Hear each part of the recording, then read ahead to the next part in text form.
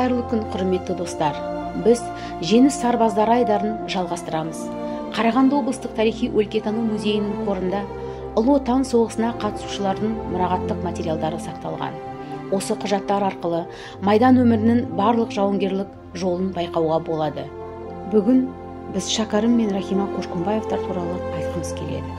Ұлы Отан соғысы ардагерлері Қошқынбаевтардың әскери жолы мен майдандағы өмірін қыздары Римма Шақарқызынан естідік. Ол кісі музей қорына өзінің ата-анасы Рахима мен Шақар Қошқынбаевтардың құжаттары мен майдандық фотосуреттерін тапсырған болатын. Қошқынбаев Шақар Төлеубайұлы 1916 жылы Қарағанды облысы Қу ауданында дүниеге келген.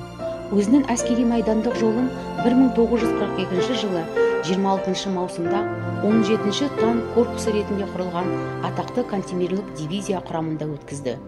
Фашистерге қарсы күрестегі қаһармандығы, табандылығы мен ерлігі үшін 17-ші танк корпусын 4-ші гвардиялық етіп ауыстырып, жеке құрамның барлығы гвардиялықтар шенін алып, корпусқа өздері азат еткен қаланың құрметіне кантемирлік атауы беріледі. Махмуджан Зуфаровтың гвардиялықтар кітабында жауынгер кантемирліктер ерлігі туралы, оның ішінде біздің жерлесіміз Шақар Қошқынбаевтың Чехословакияны азат етудегі ерлігі туралы айтылады. Облыстық музей қорында сақталған құжаттарда 1945 жылдың 29 желтоқсаны мен 27 мамыры аралығындағы аттестация құжаттарында гвардия майор Қошқынбаев Шақар туралы былай деп айтылған. Қызыл әскерде 1937 жылдан бастап, офицерлік құрам лауазымында 1939 жылдан бастап, әскери білімі 6 айлық кіші лейтенанттар курсы, 1943-44 жылдары 1 жылдық Фрунзе атындағы академия маңындағы офицерлік құрамды жетілдіру курсы, жалпы білімі орта. Оның мінездемесі жазылған аттестация құжаттарында қасиеттерінің саяси жақсы дамыған, қазіргі саясатты дұрыс саралайды, жұмыста ұқыпты, өзіне талап қойғыш. Әскери жағынан келгенде батальон командирі лауазымы бойынша теориялық түрде жақсы дайындалған, шабуылды және қорғаныс күресін дұрыс ұйымдастыра біледі. Соғыс жағдайының өзгерістерін дұрыс анықтайды. Күресте батыл, ұрыс алаңында көп жағдайда күресті жақсы ұйымдастыра білген. Қорғаныс ұрыстарда батальон беріспей күресті. Оттық қарулар мен жер дұрыс пайдаланған. Күрес алаңдарын тастап кету жағдайлары болған жоқ. Әскери тәжірибесі толық. Жорықта төзімді, физикалық түрде мықты. Ұрысты материалдық жағынан қамтамасыз ету сұрақтарымен көп айналысады. Кейбір жағдайларда батальонның шаруашылық құрамын алмастырады. Комиссия қорытындысы мотоатқыш батальонның командирі лауазымына сәйкес келеді. Жетілдіру курстарын қажет етпейді. Қалай соғыстық, солай еңбектену керек. Бұл әрбір кантемирлік әскерінің ұраны болатын. Осы ұранды берік ұстанғандардың бірі Шақар Төлеубайұлы.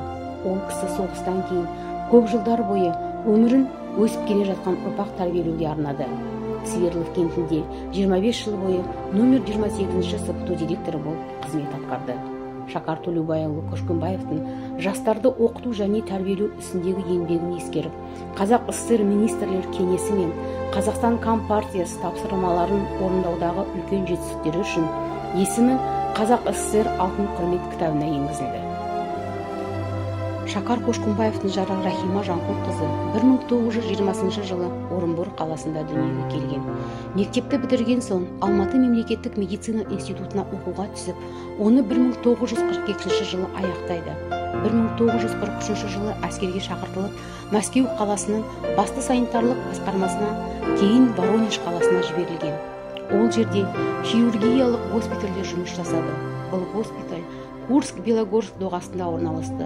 Бұл жерде ауыр ұрыстар жүріп жатқандықтан жаралылар көп болды.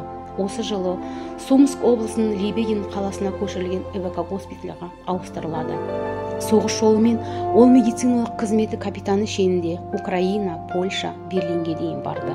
Ол кісіні көбісі жаралыларды қайта қатарға қосуына дем берген білікті дәрігер ретінде таниды. Бейбіт уақытта Рахима Жанқұлқызы өзінің жолдасы Шақар Төлеубайұлымен бірге Свердлов совхозында көп жылдар бойы еңбек етті.